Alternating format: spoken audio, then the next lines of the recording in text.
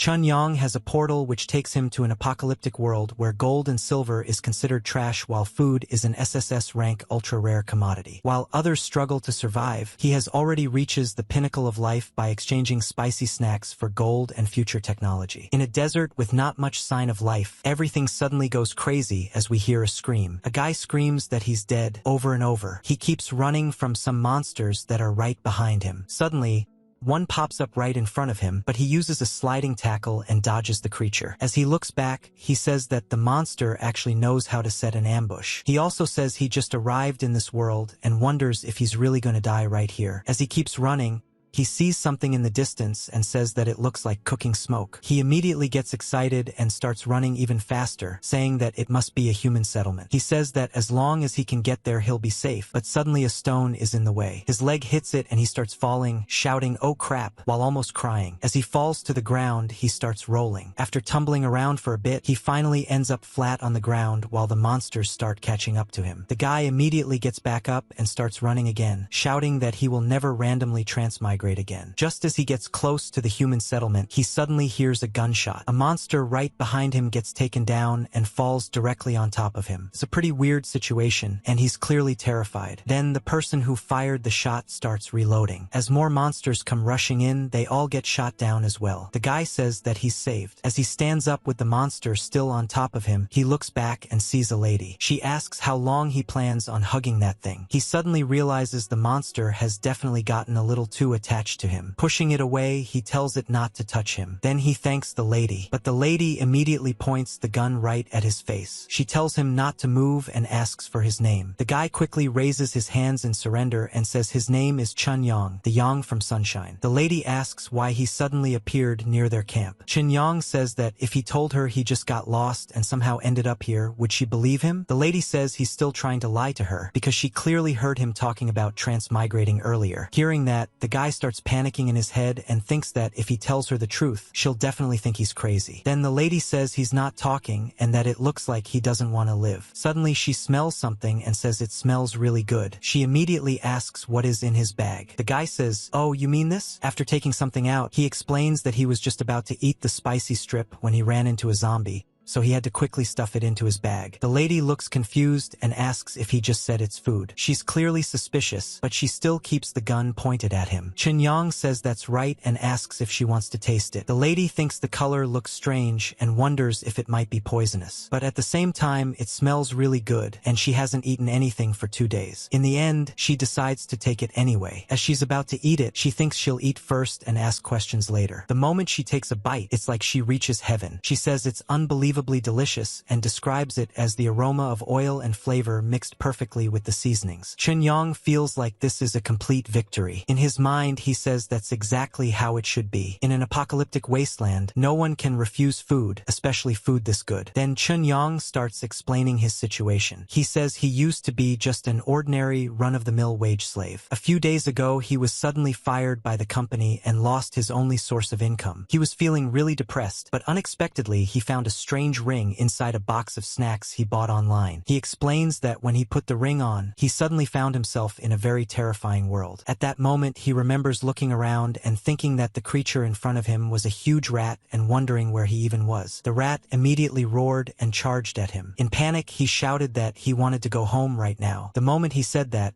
he suddenly found himself back in the real world, standing right in front of the empty box his boss had given him after firing him. Looking around in shock, he realized that even though he didn't understand the reason, the ring allowed him to travel freely between reality and the apocalypse. Based on all his years of watching anime, he quickly came to the conclusion that food is hard currency in an apocalyptic world. As long as he uses this advantage well, he believes he can climb to the very peak of life and get everything a guy could ever want. Back in the present, the lady who saved him is still enjoying the taste of the snack. But soon the last piece is gone, and she suddenly says in a slightly embarrassed voice that she finished it. She says she's really sorry and explains that it was just too delicious, so she couldn't hold back. Chun-Yong says it's okay. He explains that the organization he belongs to doesn't lack food, but it does lack many other things, which is why he was sent out to exchange supplies. The lady looks confused and says she can't believe that there's an organization in this world that doesn't lack food. Chunyang says she's looking at someone from that organization right now. Hearing that, the lady quickly asks if he can hire her. She explains that she's very familiar with the area and whatever he wants to exchange food for, she can help him find it. She says her commission would just be 15 packs of the spicy strips he gave her earlier per month. Chunyang thinks for a moment and says it's not impossible, but the problem is that he knows absolutely nothing about her. The lady asks what he wants to know. Chunyang says he wants to know her name. She replies that her name is Leelu. Then he asks her gender. She responds by asking if he can't see it for himself. Then he asks her age. She says she's 19. Chunyang looks at her and says that she calls that 19. He comments that for someone living in the apocalypse,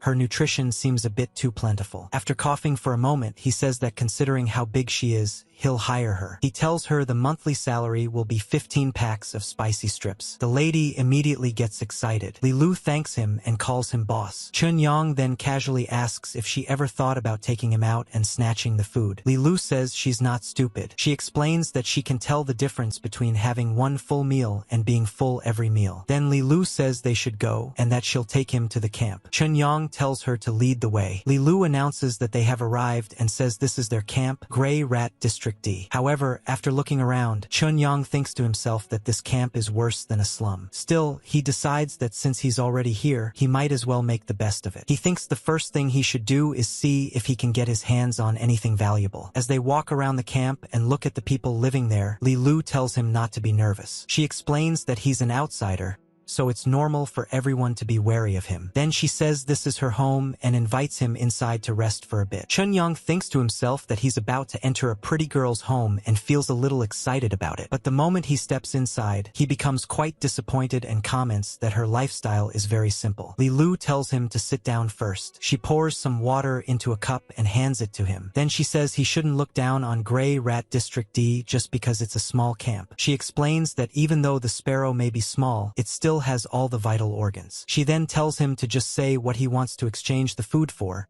because as long as the camp has it, she guarantees she can find it for him. Chunyang says he needs some gold and silver and asks if she knows what those are. Leelu repeats the words gold and silver and then asks why he would want that kind of trash. Hearing this, Chunyang's mind almost explodes. He thinks to himself that the kind of trash she's talking about costs 800 per gram where he comes from. He explains that gold and silver were very valuable before the Great Cataclysm. Leelu responds by saying that you can't eat gold and that nowadays everything is traded through bartering. Chunyang clears his throat and says that since this is their first trade, what matters isn't exactly what they exchange, but establishing mutual trust so they can pave the way for future transactions. He then opens his bag and shows her a large amount of spicy snacks and some cold drinks. When Leelu sees them, she lets out a shocked wow. Chunyang then says that as long as the deal works out, 1/10 of the food in the bag will be hers, and that it won't affect the commission he already promised her. Leelu can hardly believe it. She says that even if it's meant to build trust, using precious food to exchange for useless gold would be far too big of a loss. But Chunyang simply tells her to do as he says. He tells her he'll leave the supplies with her and that he'll wait there for her to return. Leelu nods and says okay, boss, and promises she definitely won't let down his trust. She grabs her gun and prepares to head out, saying she'll be back as soon as possible. As she leaves, Chunyang thinks to himself that the bag of snacks cost his last 100 yuan, so it has to work. He then lies down and complains that there's no internet and no signal, and that it's really boring. After a while, he decides to look around the room. While doing that,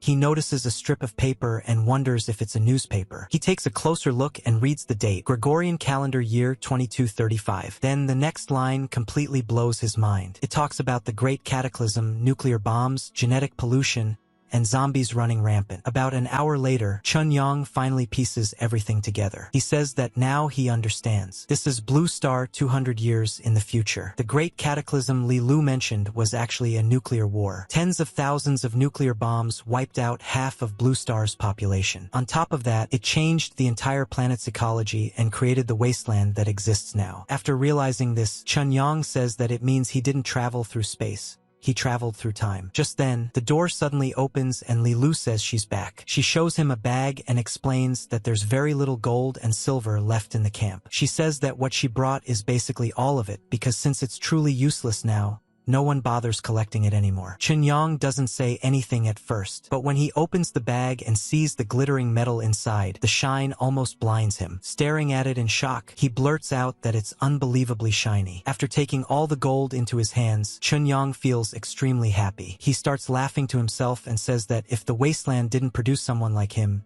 Chunyong, then the ages would be like a long night. Then Leelu speaks up. She tells him that the value of the food he gave is far above the value of the gold and silver. Because of that, she took the liberty of exchanging it for a Tier 1 enhancement serum for him. She explains that although it's only the lowest level, the purity of this Tier 1 enhancement serum is very high, can be injected directly, and there are no risks. Leelu also points out that he's obviously just an ordinary person, not an enhanced human. With this serum, dealing with a few low-level zombies shouldn't be a problem. She reminds him that the outside world is dangerous everywhere, and luck can't protect him forever. Chunyong coughs awkwardly and says that the organization he belongs to is quite powerful, so there's basically no danger during their journeys. He says the troublesome part is only the trading phase, but he still thanks her anyway. Then he packs up his bag and says that the first trade went very smoothly, so he'll head back for now. He tells her he'll come back tomorrow and that he'll settle her monthly salary then. As he starts walking away, he says he's leaving. Watching him go,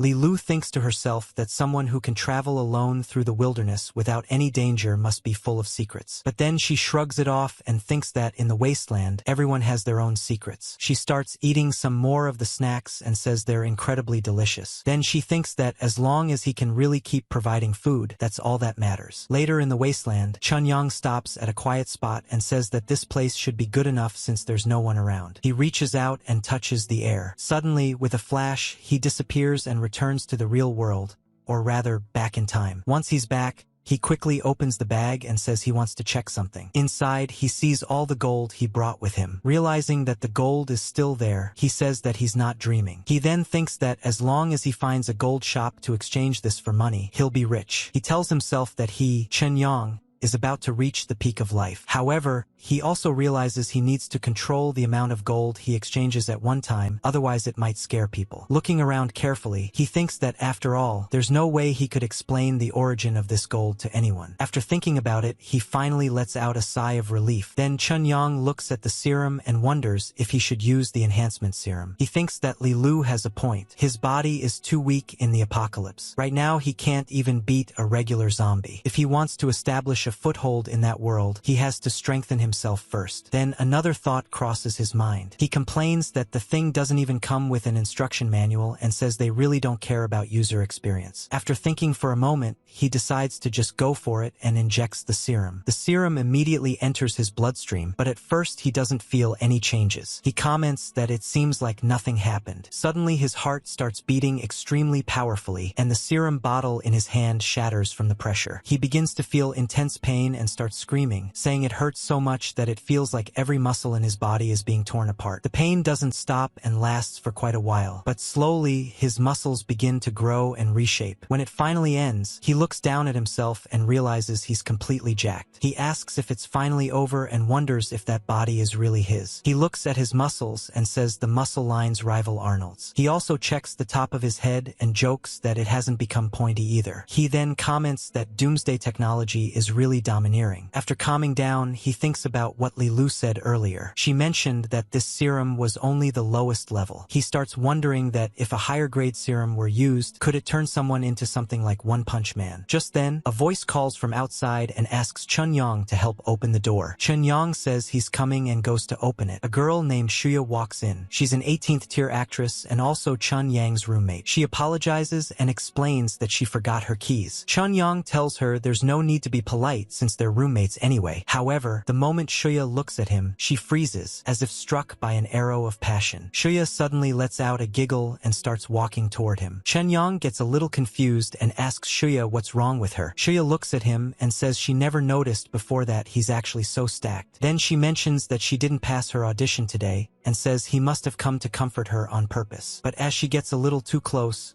Chun-Yang panics. He quickly says no and starts running away, shouting that he just forgot to put on clothes. He rushes into his room and shuts the door behind him. Standing there, he starts thinking that Shuya probably thinks he's a pervert now. After worrying about it for a moment, he decides to forget about it and tells himself that selling the gold is the priority right now. So he heads outside. As he walks down the street, he suddenly notices that the weight of his body feels almost non-existent. Everything feels incredibly light. A moment later, he looks at a sign far ahead and realizes he can clearly read the text from hundreds of meters away. While walking, he also starts noticing sounds much farther away than before. At one point, he overhears a woman gossiping about how old Lee's wife cheated on him. After hearing that from such a distance, Chun-Yang realizes that his hearing has clearly been enhanced too. He concludes that the enhancement serum didn't just increase his strength, but improved his overall physical fitness in a very comprehensive way. He then thinks about how even after a nuclear war, the technology in the wasteland world is still 200 years ahead of the present. The value of that world is definitely worth further exploration. Soon he arrives at Lin's gold shop. Looking at the store, Chun-Yang thinks that large jewelry chains might refuse to buy gold with unknown origins, so a private gold shop like this is the safer choice. After entering the shop, he's greeted by a receptionist. Chun-Yang asks if the boss is in because he has some business to discuss with him. The receptionist politely says that he can just tell her what he needs. Without saying much, Chun-Yang opens his bag and reveals the gold inside, explaining that he's afraid she won't be able to make that decision herself. Seeing such a large amount of gold, the receptionist is clearly shocked. Chun-Yang calmly asks what she thinks now. The receptionist quickly tells him to follow her. She leads him to the conference room of Lin's gold shop. After a moment,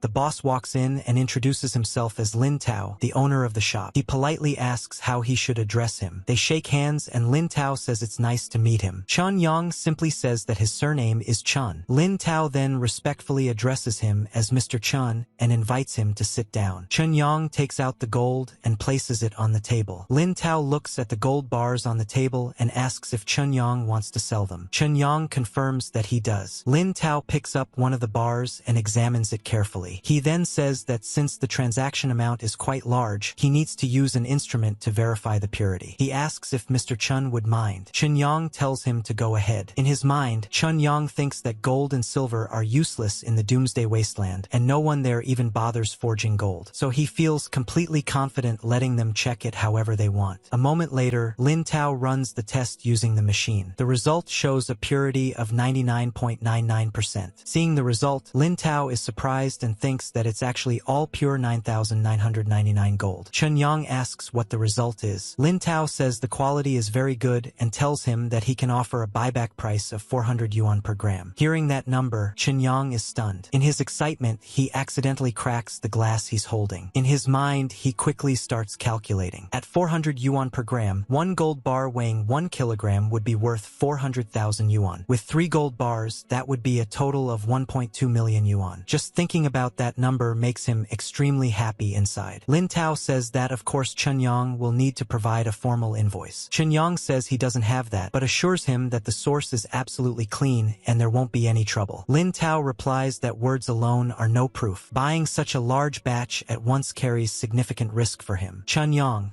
already cracking the glass in his hand a little more from the pressure, says that Boss Lin should be direct with him. He tells him to skip the usual sales talk meant to push the price down and just say the real offer. He adds that if he finds the price acceptable, they'll make the deal, and if not, they can just consider it as making a new friend. As he says this, he pushes one of the gold bars toward Lin. Lin Tao looks a bit nervous and says that in that case he'll take a loss and buy it for 280 yuan per gram, which comes to exactly 840,000 yuan. Chun-Yang smiles and says that now that sounds more reasonable. A moment later his phone buzzes with a notification saying that he has received a bank transfer of 840,000 yuan. Chun-Yang then places another gold bar on the table and says that the money has been received and it was a pleasure doing business. Seeing that, Lin Tao quickly says that if Mr. Chun has more goods to handle, they can continue cooperating in the future. Chun-Yang casually replies that he'll consider it. After leaving the shop, Chun-Yang thinks to himself that just 3 gold bars brought him more than 800,000 yuan. He then laughs in his mind and thinks that if he sells all the gold bars in his backpack, he'll truly become rich. Later, back at Chun-Yang's residential compound, Zhou Dandan, an office worker who shares the apartment with him, is looking around and asking where her phone is. Another voice tells her that it's on the coffee table and that Su Yan is calling. As she picks up the phone, Chen-yang happens to come back and greets her, asking where she's rushing off to. Su-yen explains that Dan just got home, but her boss suddenly called her back for overtime. Chen-yang sighs and says the timing is terrible, because he just made a small fortune today and was planning to treat both of them to dinner. Dan complains about the situation and tells Su-yen to make sure she eats enough for her share too. Su-yen laughs and says not to worry. Then Dan turns to Chen-yang and jokingly warns him not to make a move on Xiaoya while she's gone. Chen-yang laughs and says she must be joking, asking if he really looks like that kind of person. Dan laughs and tells them to have fun before leaving. Su-yen then jokingly calls him President Chen and asks where they're eating tonight. Chen-yang suggests Li Xing Diehua. Su-yen looks shocked and asks if he's joking, because that's a 5-star place. Chen-yang calmly says he's not joking. He tells them he'll see them tonight. Later, back in his room, Chen-yang opens his bag and pulls out the remaining gold bars. Looking at them, he tells himself there's no time to waste. He decides he needs to exchange all the dozen gold bars today. So he starts visiting different jewelry shop owners one after another. Each time he sells a few bars at slightly lower prices, so the shops are willing to buy them quickly without asking too many questions about invoices. The deals go smoothly and both sides are satisfied. By the end of the day, Chen-yang checks his account and sees his balance has reached 4 million yuan. Not long after, he receives a phone call from Guang Wei. Chen-yang answers and jokingly asks what's up, saying Guang Wei suddenly called and asking if he missed him. On the other side, Guang Wei asks why Chen-yang didn't tell him he lost his job. He also asks if Chen-yang still has money for rent and says he has some spare cash that Chen-yang can use for now. Hearing that, Chen-yang laughs and tells him that brother Yang isn't short on money anymore. But then something starts bothering him. He pauses and asks who told him that he lost his job and wonders if the news has really spread that far already. Guang Wei hesitates a little before explaining that Chen Yang's ex-girlfriend, Peng Jia, told him. He says she mentioned it might not be appropriate for her to help directly, so she asked Guang Wei to look out for him instead. Hearing that name, Chen-yang is surprised and says it was her. Even he feels a bit confused about it. Yang's friend says that he feels like Peng Jia still cares about him and asks why the two of them broke up. Chen-yang explains that Peng Jia's mother required her partner to be able to buy a house in Daijing. He then reminds him that he already knows his family's financial situation. His friend sighs and says that hearing this just strengthens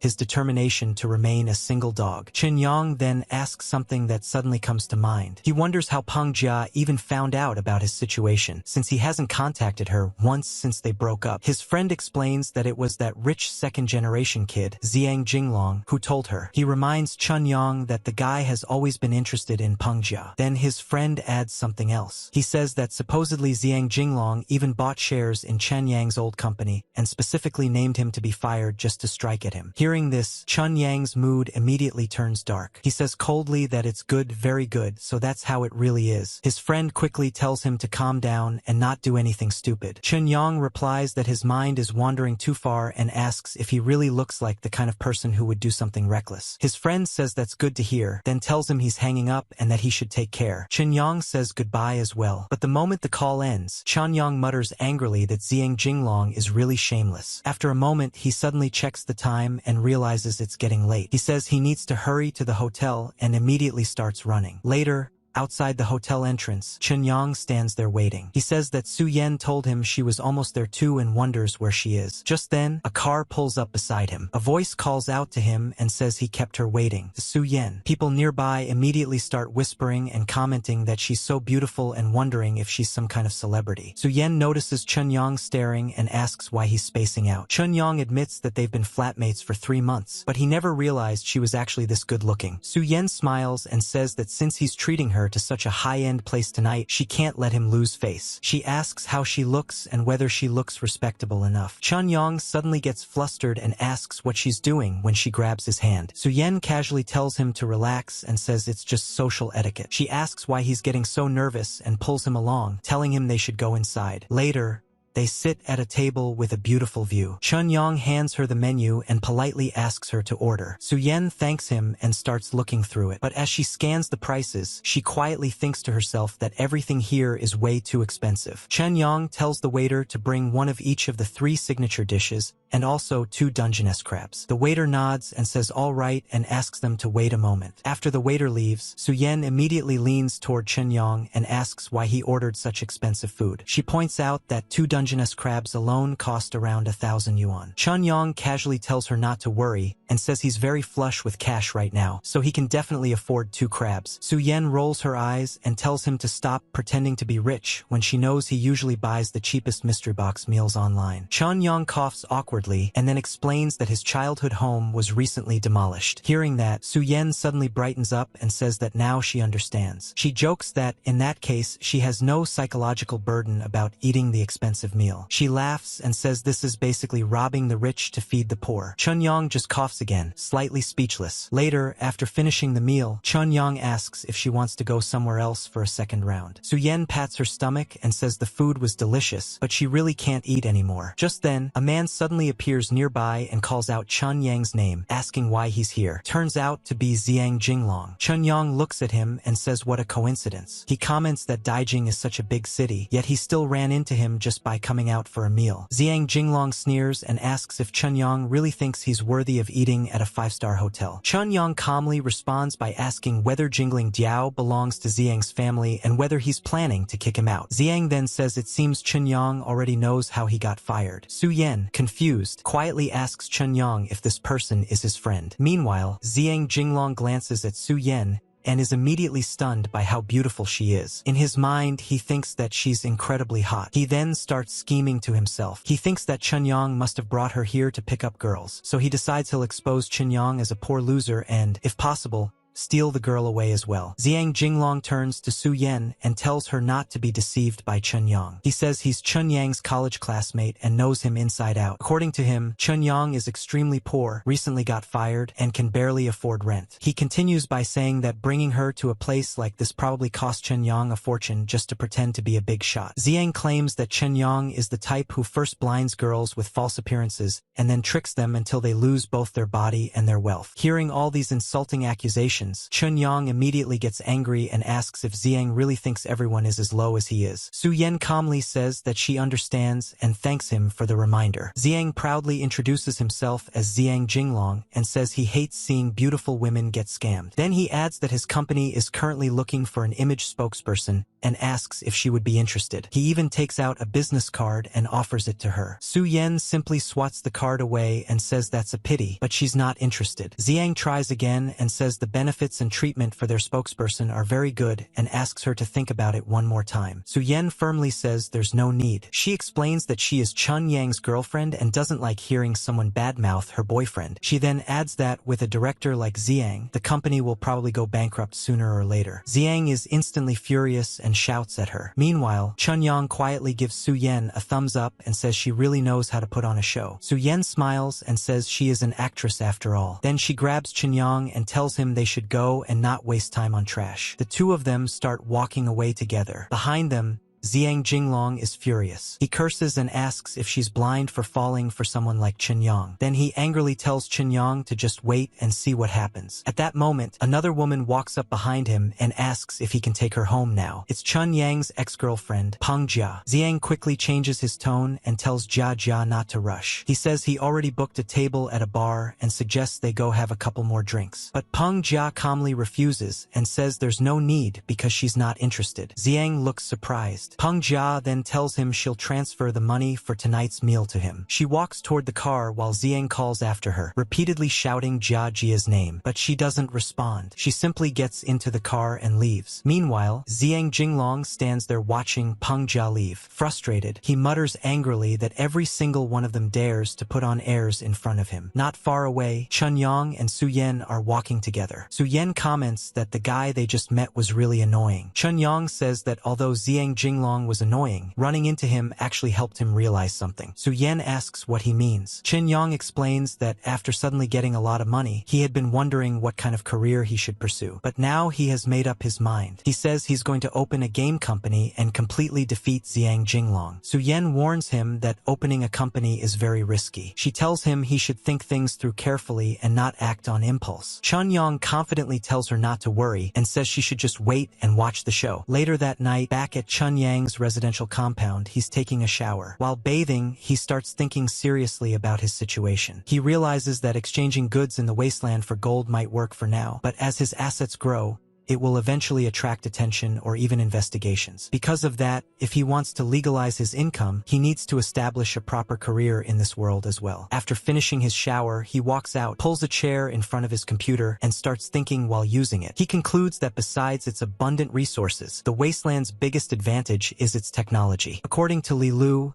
it has only been about 10 years since the Great Cataclysm there, so the technological inheritance shouldn't be completely lost yet. If he searches carefully, he believes he can definitely find many experts from different fields. Then another idea comes to him. Based on the monthly standards in the apocalypse, he can hire these experts for just 15 packs of spicy strips. With technology that's roughly 200 years ahead of the present, he realizes that creating a cross-era game would be incredibly easy. Back in his building, Chun-Yong is on the phone saying that the registration request has been submitted and that he will be contacted by SMS once the approval is complete. He thanks the person on the call and hangs up. After that, he thinks to himself that the company registration has been left to the agent. The next thing he needs to deal with is hiring employees. But before that, he decides he should hurry and buy some food and head to the wasteland again. While thinking about it, he realizes something important. Since that place is actually the world 200 years in the future, it's probably not a good idea to bring snacks again. If someone with sharp eyes notices the production dates,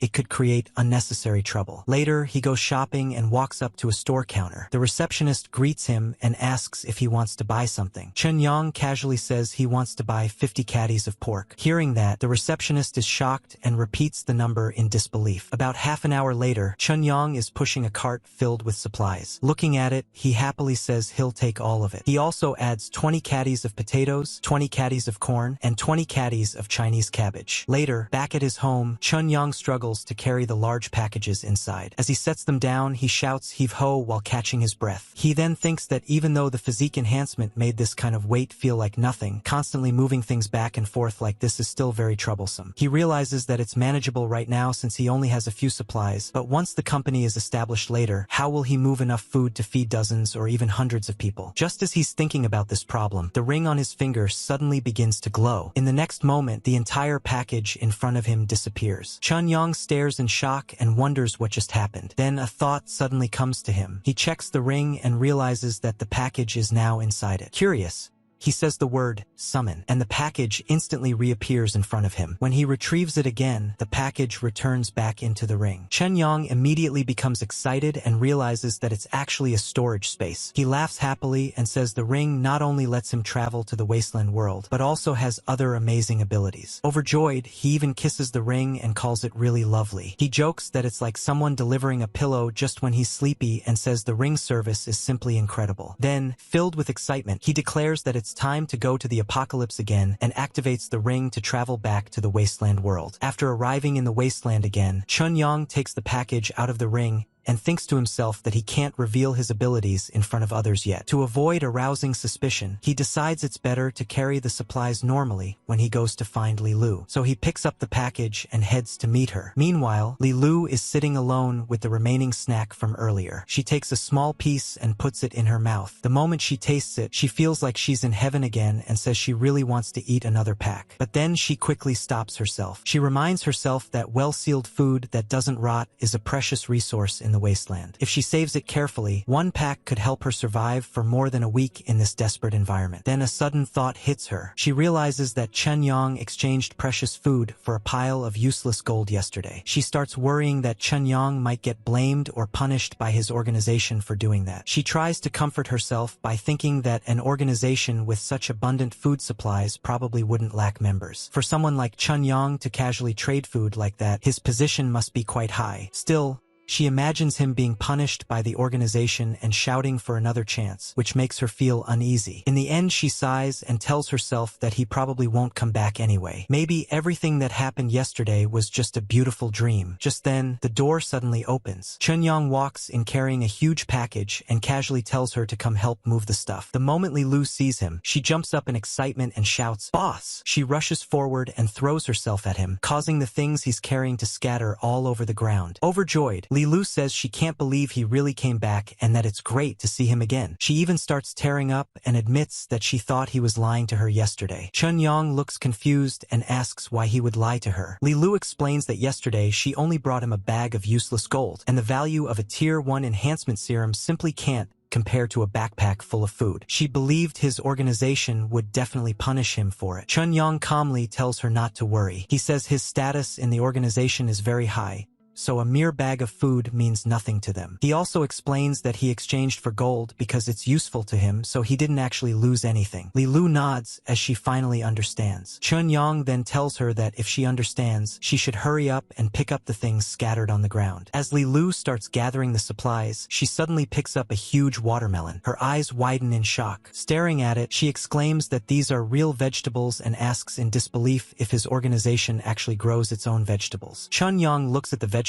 and casually says it's just a Chinese cabbage and asks if it's really worth reacting like that. Leelu immediately explains that after the Great Cataclysm, the soil became completely polluted. Because of that, vegetables simply can't survive if people try to plant them. Chun-Yang waves his hand and tells her to stop crying. He casually says that if she likes them, he'll just give all the vegetables to her since it's no big deal. Hearing that, Leelu is shocked again. She repeats his words in disbelief and asks if he really means giving them to her. Holding the cabbage carefully, she says the vegetables are far too precious. She explains that she can't even judge their real value, so she cannot accept them. She continues by saying that Chun-Yang is a good person for being willing to give her such precious food. But since she works for him, she will only accept the salary she deserves. Hearing that, Chun-Yang silently thinks that he just got hit with a good person card. He then tells her that he has already thought about a better salary system for her. Compared to spicy strips, real food that can actually fill her stomach would be much more suitable. He also tells her that if she needs anything else in the future, she can mention it to him. However, in return, her service quality must keep up. Leelu immediately says she will do her utmost to satisfy him. Chun-Yang then clarifies that their current relationship is that of employer and employee. Her role is to act as his personal secretary and answer his questions whenever he needs information. Leelu quickly says she understands. Chun-Yang then explains that he brought meat and vegetables this time because he wants her help hiring more people. Leelu looks surprised and asks if he wants to recruit more workers. She also asks if he has any requirements. Chun-Yang says the first requirement is high loyalty. After that, it would be best if they have some kind of special ability. Leelu thinks for a moment and suggests that they go to nearby Grey Rat Town. She explains that around 10,000 survivors live there, and no matter what kind of special skills they are looking for,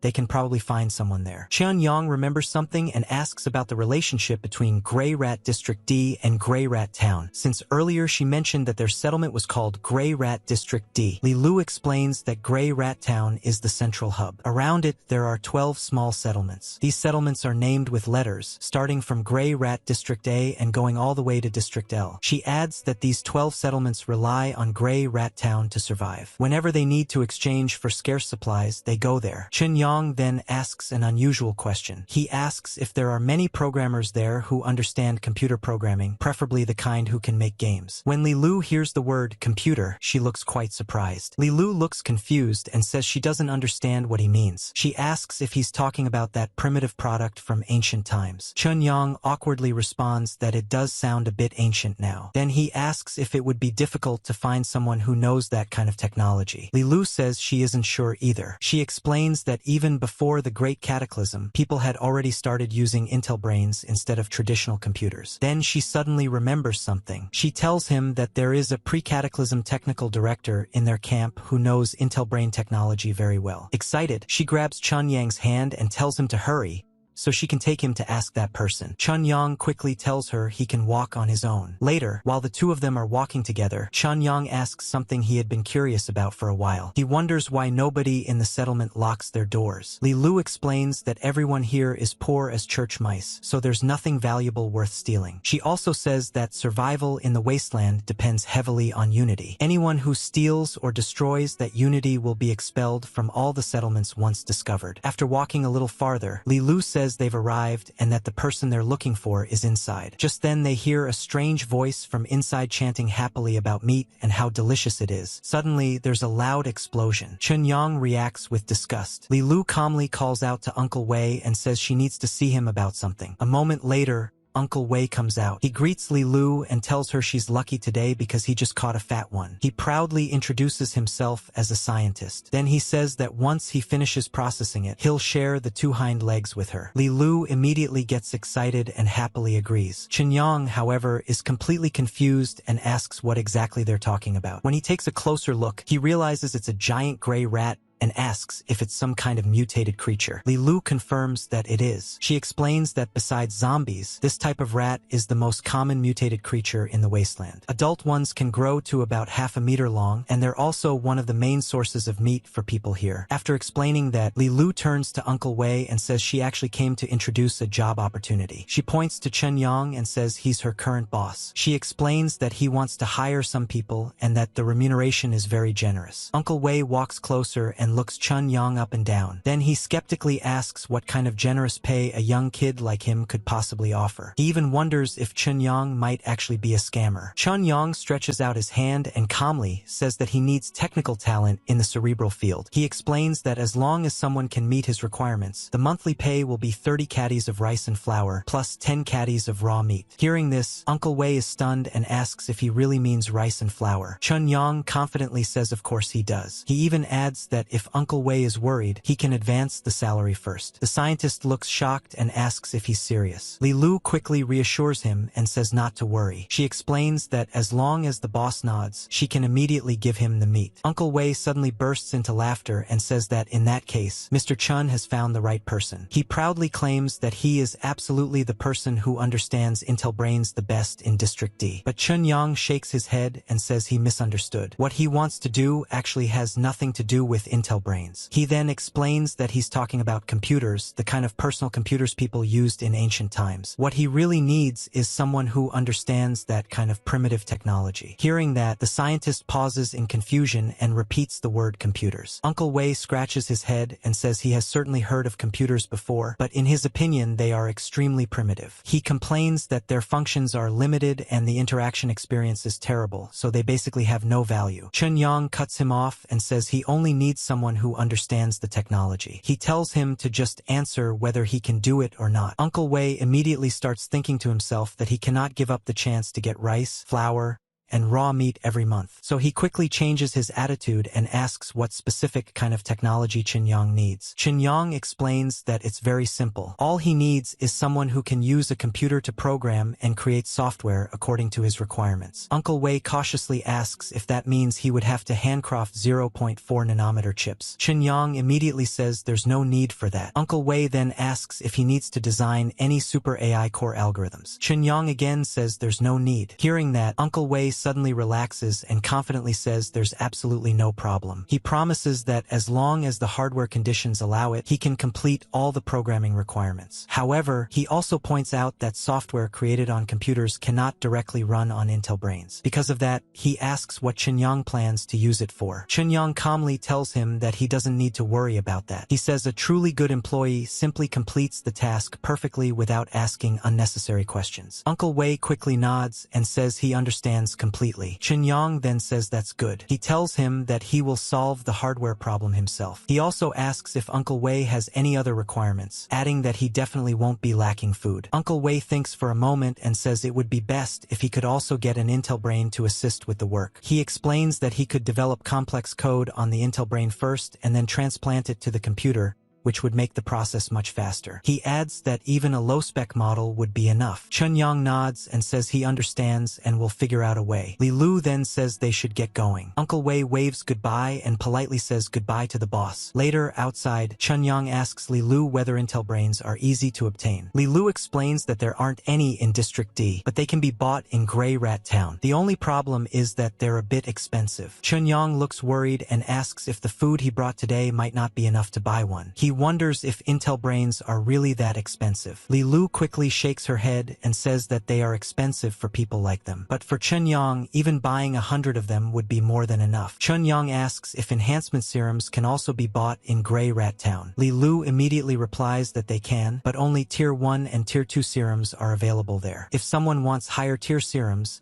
they need to go to the Doctors Association distribution point in the eastern region. Hearing that name, Chunyang asks what the Doctors Association is. Leelu explains that it's one of the top factions in the wasteland. All enhancement serums and healing potions are developed by them. She looks a little surprised and asks if he really didn't know that. Chunyang quickly says that the organization he belongs to has always been self-sufficient, so he basically knows nothing about the outside world. Then he adds that since she's going to Grey Rat Town anyway, he also wants her to go to the Doctors Association and buy a batch of enhancement serums. Leelu immediately agrees and says there's no problem. Chunyang tells her that he'll return to his own world first to get a computer for Uncle Wei. The rest of the work will be left to her. Leelu nods and says she understands. Before leaving, Chunyang gives her one more instruction. He tells her that if she encounters danger during trading, she should abandon the food if necessary and prioritize her own safety. Leelu falls silent for a moment before quietly saying that she understands. Later, as the sun sets, Chunyang returns to his room in the present world. Thinking about the deal he just made,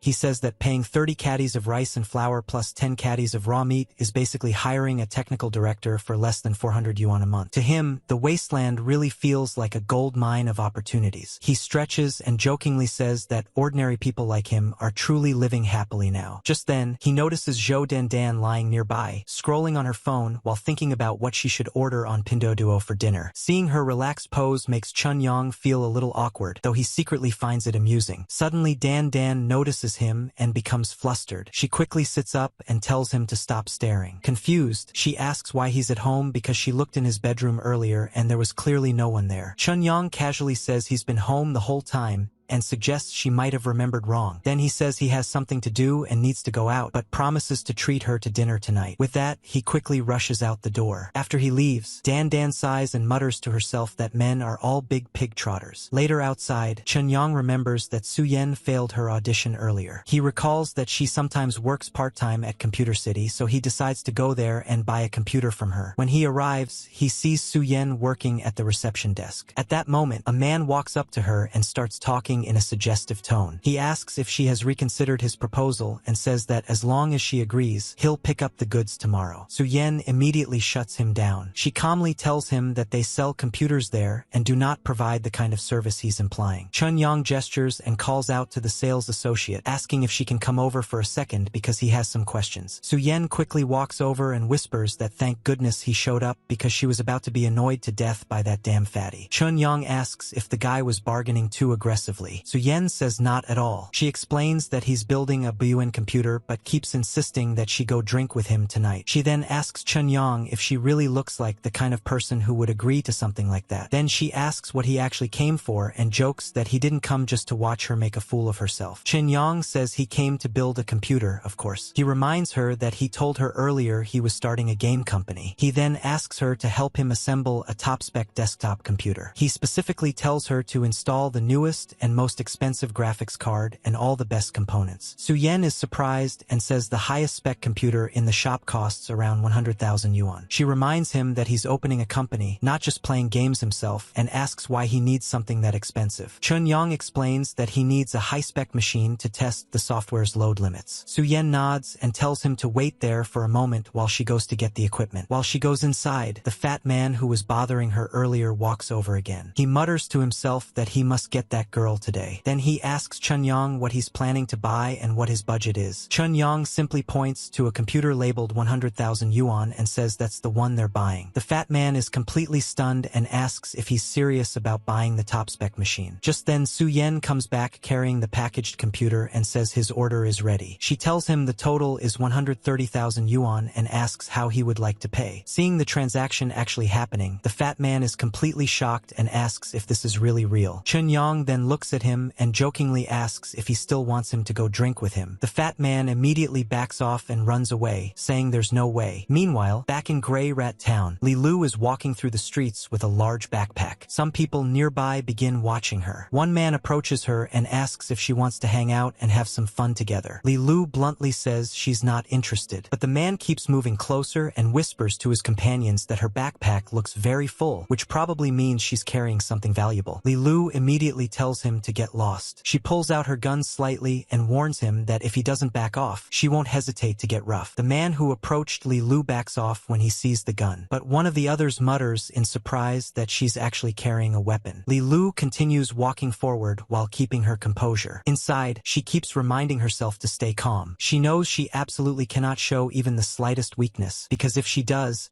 that pack of hyenas will rush at her immediately and tear her apart. After a while, she arrives at a wasteland repair shop. She walks up to the counter and says she wants to buy an Intel brain. The man at the counter tells her that the basic model costs 15 kilograms of gray rat meat, and if she wants an additional plug-in module, that will cost another 5 kilograms. Leelu calmly says she will just take the basic model. The man checks the goods she brought and says the weight is sufficient. He hands her the Intel brain and places it into her bag. Before she leaves, he asks if she wants to trade for anything else, saying he has plenty of treasures available. Leelu simply says there's no need. After she walks away, one of the men nearby asks if they should follow her. Another one shakes his head and says it's not worth the trouble. As Leelu keeps moving through the streets, she quietly lets out a sigh of relief. In her mind, she thinks that was close. She nearly got exposed earlier. If those people had seen the cabbage she's carrying, the entire settlement would have gone crazy. After traveling a bit farther, she finally reaches another location. Standing at the entrance, she says she has finally arrived. A person inside greets her and tells her to look around for whatever she wants. Inside the shop, many different serums are displayed. There are Mangu serums, Steel serums, Bull serums, Tier 1 enhancement serums, Tier 2 enhancement serums, and even Tier 3 enhancement serums. But after looking at all of them, Leelu calmly says that these are still too basic. She says she wants higher grade serums. The shopkeeper laughs and tells her that the price of high grade serums isn't something a little girl like her can afford. Without saying another word, Leelu slowly takes out the cabbage and shows it to him. The moment the man sees it, his eyes widen in shock as he realizes what it is. The man suddenly rushes past Leelu, moving so fast that even she is surprised. She immediately turns around and says he's incredibly fast. Instinctively, she pulls out her weapon and points it at him, demanding to know what he's doing. The man calmly tells her not to worry because he has no ill intentions. He adds that if he really wanted to rob her, that broken gun of hers wouldn't stand a chance against a Tier 9 enhanced human. Leelu is stunned and asks if he just said Tier 9 enhancement. She says she can't believe it and asks why the Doctors Association would assign a Tier 9 distributor to a remote place like Grey Rat Town. The man shrugs and replies that in the wasteland, nothing is impossible. Then he politely asks if he can take a closer look at the cabbage. Leelu hesitates for a moment but eventually hands it over. The moment the man holds it, he becomes almost frantic with excitement. He carefully examines it and says the freshness and color are unbelievable. He realizes it's a completely fresh Chinese cabbage that hasn't been contaminated by radiation at all. He calls it a miracle and says it's like seeing a miracle with his own eyes. Leelu then tells him that if he wants it, he should exchange it for serums of equal value. The man immediately warns her not to try asking for an outrageous price just because of the opportunity. Leelu calmly replies that the soil in the wasteland can't grow vegetables anymore, so he should understand the value of something like this. The man nods and says he does understand that its value comes from its rarity. However, he also says he doesn't want his trading partner to be an opportunistic villain. Leelu reassures him that she has enough sincerity to complete the deal fairly. Hearing that, the man agrees and presses a button. A hidden compartment opens, revealing several items. He says he will also show his sincerity. He presents a complete set of enhancement serums from Tier 1 to Tier 6, along with a healing potion capable of curing diseases caused by cellular mutation. Then he points to the main attraction, a brand new carbon fiber bio-warmer armor. Leelu looks shocked and asks if all of those items are hers. The man immediately says of course not. He tells her she can only choose 2 items, and he tosses them in front of her. Confused, Leelu asks why he bothered introducing the armor if she can't take it. The man smiles and says it's naturally for their second transaction. He presses the button again and the display disappears. Then he tells her that if she wants that armor, she'll have to bring more Chinese cabbage or other vegetables next time. Hearing that, Leelu suddenly becomes suspicious and wonders how he knew she had access to other vegetables. The man explains that the Chinese cabbage is so perfect that it clearly isn't some accidental product. In his opinion,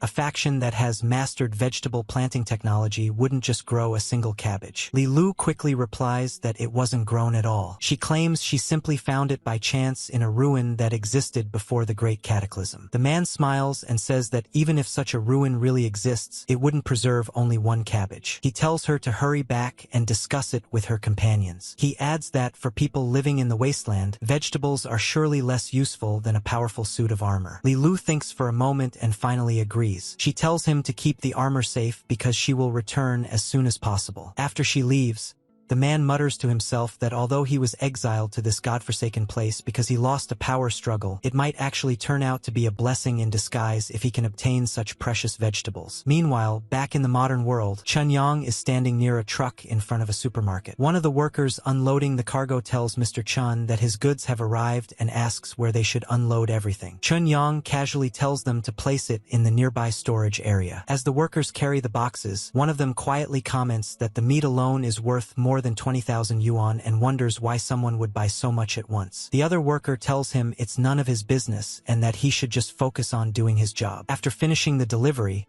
the worker tells Chun-Yang that if he needs anything else, he can contact them anytime. Then they drive away in the truck. Chun-Yang looks around the empty alley and says he's lucky that there's usually no one there and no surveillance cameras. Otherwise, he wouldn't even know where to store such a large amount of goods. Once he's sure the coast is clear, he activates his ring and stores everything inside it in one go. But then he starts thinking more seriously about the situation. He realizes this method isn't a long-term solution. With such huge quantities of supplies, sooner or later someone will run into him while he's doing this. He even jokes to himself that if he somehow ends up trending online again, he'll be completely exposed, down to the last detail. After thinking it over carefully, Chun-Yang decides that as a temporary solution it would be better to rent a private factory building. He also considers finding a food factory to cooperate with. That way, not only would he have a proper place to store supplies, but he could also greatly increase the variety of food he brings to the wasteland. Chun-Yang thinks to himself that just as he expected, the storage space inside the ring is in a state of absolute stasis. No matter how much fresh food he stores inside, he doesn't have to worry about it spoiling. To test it out, he takes out a nice ice cream and eats it. While he's enjoying it, he suddenly receives a phone call. The voice on the other end informs him that the registration process for Chun-Yang Technology Company Limited has been completed. Chun-Yang calmly replies that he understands. After hanging up, he smiles and says that from now on, his career has officially begun. Later, when he returns home, he announces that he's back. Dan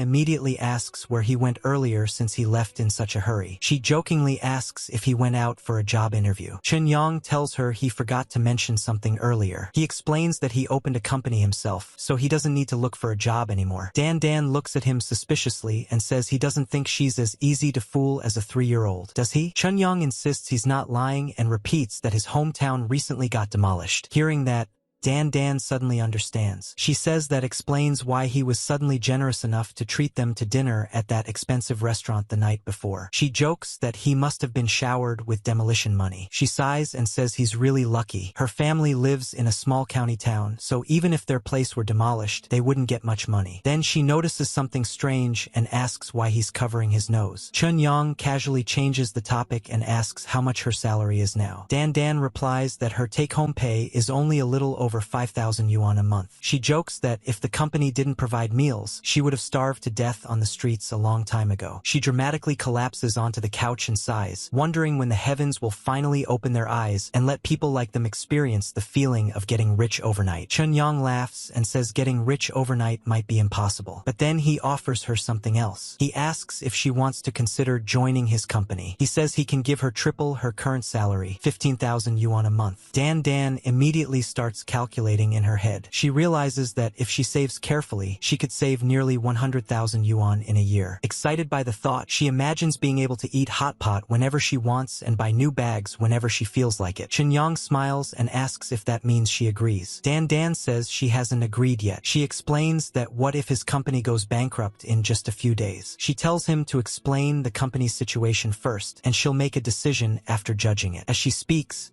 She even takes out a pen and starts writing notes. Chun-young explains that the company was just registered today with a capital of 1 million yuan. He adds that the company will mainly focus on PC and mobile games. Dan nods while writing, but then says the company sounds pretty unreliable so far. She points out that aside from having money, it doesn't seem to have anything else yet. She asks whether a game company shouldn't have a development roadmap and a technical team. Chun-young confidently tells her not to worry, because that is exactly where their company's greatest competitive advantage lies. Dan continues thinking like a professional and says that the most important task right now is to find a suitable office building. She also says they'll need to arrange licenses and various applications. Just as she finishes talking, she grabs her bag and prepares to head out. Chun-young asks where she's going. Dan casually replies that she's obviously going to resign. Hearing that, Chun-young feels a little emotional. In his mind, he realizes she's actually supporting him with her actions. A moment later, Chun-yang's phone suddenly rings. He answers it, listens for a moment,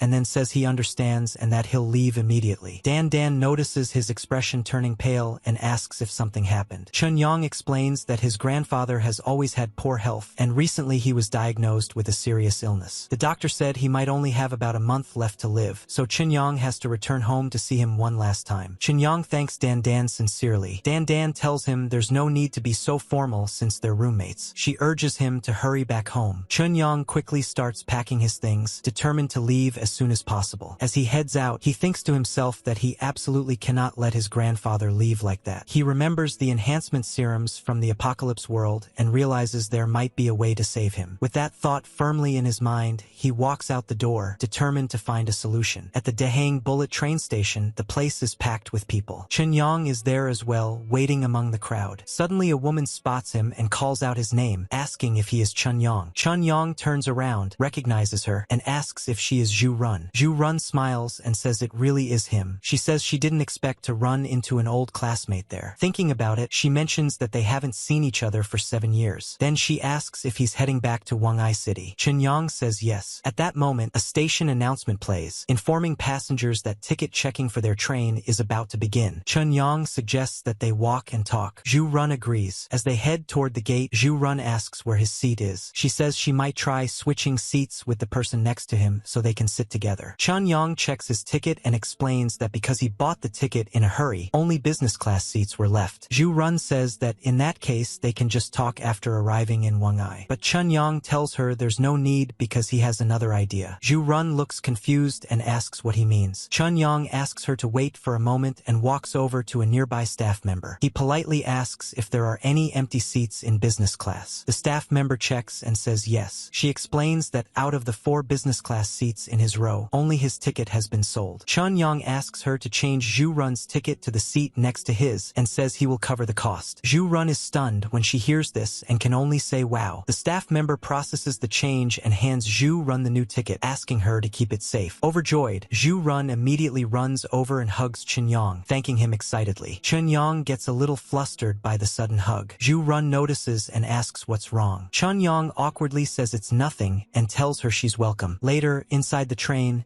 Zhu Run looks around curiously and says it's her first time sitting in business class. She comments that it really is much more spacious than the regular carriages. Then she asks Chun-young something she's been wondering about. She remembers that he was already working in Dahang and asks why he suddenly decided to go back to Wang'ai. Chun-young explains that his grandfather is sick. Zhu Run gently places a hand on his shoulder and tells him not to worry too much. She says that medical science is very advanced now, so his grandfather will surely be cured. Chun-young nods. Then he asks why she came to Dahang. Zhu Run explains that she came to promote her father's factory and drum up business. Chun-young remembers something and says he recalls that her father runs a food factory. Zhu Run says that's right. Her father does run a food factory. But unfortunately, in the past 2 years things have been really difficult. Most people now only trust big brands when buying food products, so small factories like theirs are struggling. She explains that the business has been constantly losing money and they can barely afford to pay the workers' wages. Hearing Hearing this, Chun-Yang secretly thinks this might actually be perfect. He had already been looking for a food supplier for long-term cooperation. Not only could this help an old classmate, but it would also allow him to steadily strengthen his wasteland team. So he tells Zhu Run that he might actually be able to help her. She looks surprised and asks how he could help. Chun-Yang explains that he just happens to be looking for a food factory to partner with and sign a long-term supply contract. Zhu Run is shocked and asks if he's serious. Chun-Yang says of course he is, but he will need to visit the factory and inspect it first. Zhu Run says that's no problem, but she's still curious. She reminds him that they both just graduated from university not long ago, so she wonders why he suddenly has such a large order demand. Chun-Yang casually explains that he recently started his own company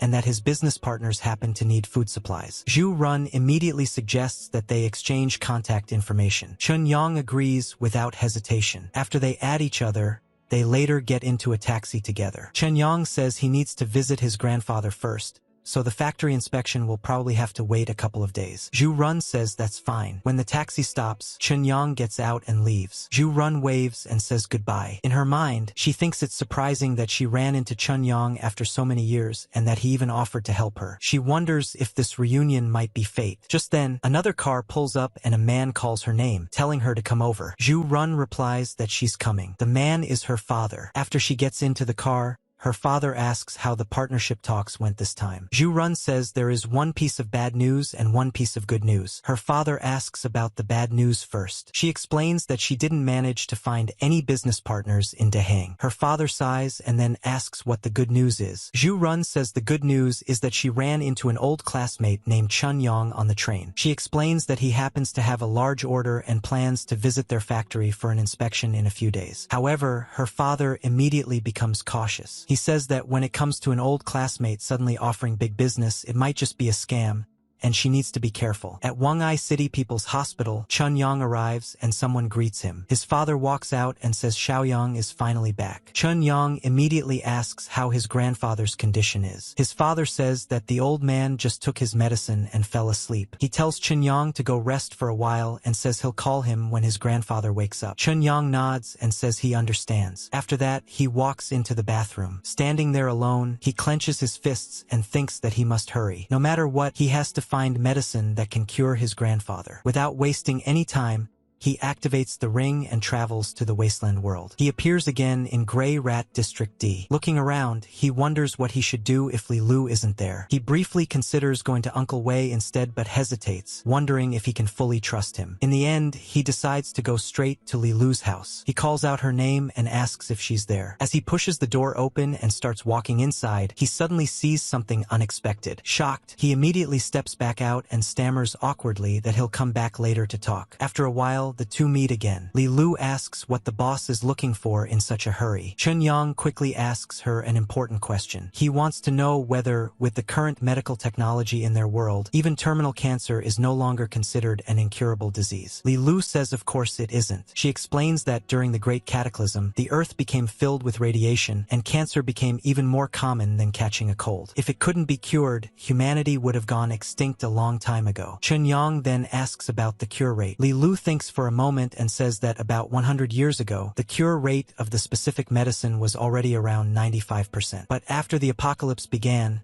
nobody really had the time to keep statistics anymore. Hearing this, Chun-Yang feels relieved and says it's a good thing his guess was correct. Then he asks whether this specific medicine can be purchased in Grey Rat Town. Leelu shakes her head and says not really. Chun-Yang's expression immediately becomes disappointed, but Leelu quickly adds that the cellular disease serum produced by the Doctors Association also has the effect of treating cancer. The moment Chun-Yang hears that, he becomes determined again and tells her to take him to the Doctors Association immediately. Leelu quickly tells him to wait a moment. Chun-Yang impatiently asks what they're waiting for because he needs to get that serum as soon as possible. Leelu suddenly takes out a serum and hands it to him, saying she already exchanged for one. Chun-Yang's face lights up with excitement. He asks where it came from and wonders if she went to the Doctors Association. Leelu nods and says yes. She explains that since the boss told her earlier that she needed to increase her strength as quickly as possible, she went to the Doctors Association and made a trade using a cabbage. Chunyang is stunned and asks if she really exchanged just one cabbage for that serum. Leelu quickly shakes her head and says no, that serum was only a bonus. Then she tells him to follow her. She opens a bag and reveals a large collection of items inside. Leelu proudly says that this is everything she got, a full set of Tier 1 to Tier 6 enhancement serums. Chunyang repeats the words Tier 1 to Tier 6 enhancement serums in disbelief. However, the way he reacts makes Leelu nervous. She thinks that the boss must be unhappy because she didn't exchange enough. After all, vegetables like cabbage are incredibly precious in the wasteland. But instead of being angry, Chunyang suddenly starts happily juggling the serums in excitement. In his mind, he can hardly believe it. To him, this deal was basically done at the price of a single cabbage. He even thinks the Doctors Association must have acted like they had never seen vegetables before. Laughing to himself, he realizes he has now achieved what he calls serum freedom. Leelu watches him quietly and asks why he hasn't said anything. She worries that maybe he thinks she made a bad trade. Chunyang quickly grabs the bag and tells her that a loss is impossible. In fact, they made a massive profit this time. He excitedly tells her that she's basically his lucky star and even lifts her up in excitement. Leelu becomes happy as well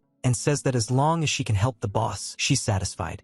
Chunyang tells Leelu to remember one thing: they should stick to this price. From now on, they should trade for as many serums as the other side is willing to offer. Leelu says that works out perfectly because the distributor also expressed interest in continuing to trade with them. Chunyang asks her to tell him more about that distributor's situation. After hearing everything, Chunyang slowly processes the information. Looking thoughtful, he says he understands now and confirms that the man is a Tier 9 enhanced human. Leelu then says that if the boss thinks the risk is too high, they can always find someone else to trade with. But Chunyang shakes his head and says there's no need. Based on what she described, this man, Jinyan, actually seems like a very good partner. Leelu asks why he thinks so. Chunyang explains that the man has 3 major advantages, and they happen to be exactly what they need. First, as a Tier 9 enhanced human, Jinyan has a much higher clearance level. That means he has access to better channels for trading higher-end goods, like the biological armor she mentioned earlier. Second, his goal is very clear. He wants to fight his way back into the core power circle of the Doctors Association. To do that,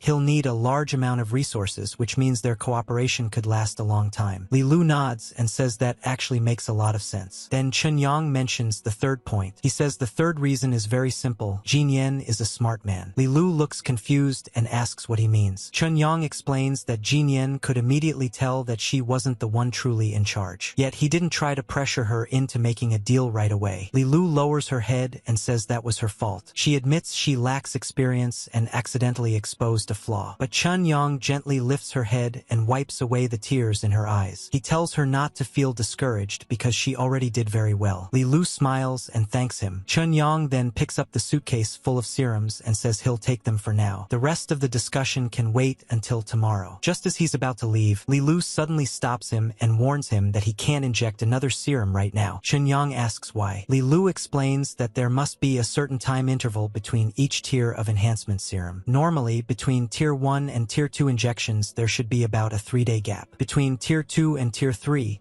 the interval should be more than a week. Chunyang asks if injecting them too quickly would cause side effects. Leelu says of course it would. She explains that the body needs time to fully absorb the previous serum before taking the next one. Otherwise, the body simply won't be able to handle the strain and could break down. Chunyang is shocked when he hears this. He asks what she means and wonders how he's supposed to know when the serum has been completely absorbed. Leelu explains that the person who injected the serum will naturally feel it. She says the body will give a very clear sense when the absorption is complete, so he'll understand when the time comes. Chunyang nods and says he understands. He tells her he'll see her tomorrow. Leelu replies goodbye, boss. Soon after, Chunyang returns to the modern world, back at Wongai City People's Hospital. He appears again inside the bathroom stall. Holding the bag of serums, he feels extremely excited. He thinks the whole process went much smoother than he expected. To him, the wasteland world really is a treasure trove. He looks at the serum and thinks that with this healing agent, his grandfather